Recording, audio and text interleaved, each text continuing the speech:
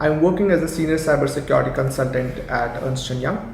I've been part of the firm for almost 5 years now. While pursuing MCA, I gained an interest in ethical hacking. I tried to enhance my knowledge in it from YouTube and other security blogs, but it wasn't like formal training and all. So I started searching for courses and proper training programs, and I stumbled upon EC Council CEH certification. Post that, I visited EC Council Authorized Training Center, enrolled and attained this first CEH certification.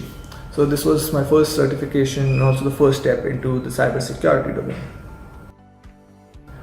CEH played a vital role in getting me a job as it outshined my CV. While majority of the MCA freshers have web and software development skill sets, I was one of the few who had cybersecurity certification and skill set. So I'm part of the cybersecurity consulting. So in my team or industry, I haven't met anyone who isn't aware about CEH or EC Council. So I can say it's a very recognized certification.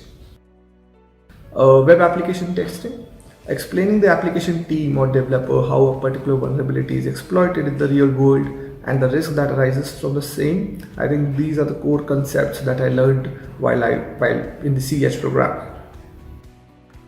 I recently attained the CEH practical certification, and in my opinion, the hands-on experience of the concepts, including the CEH theory exam, was my favorite part. Well, my one advice would be to gain knowledge about cybersecurity while you're pursuing your graduation or post-graduation. I know a lot of people who used to do bug bounty while they were in college. It helped them a lot in their career. Practical knowledge you gain during that period of time will help you go a long way. Lastly, I would say never stop reading or learning about the domain, as cybersecurity keeps evolving with each passing day.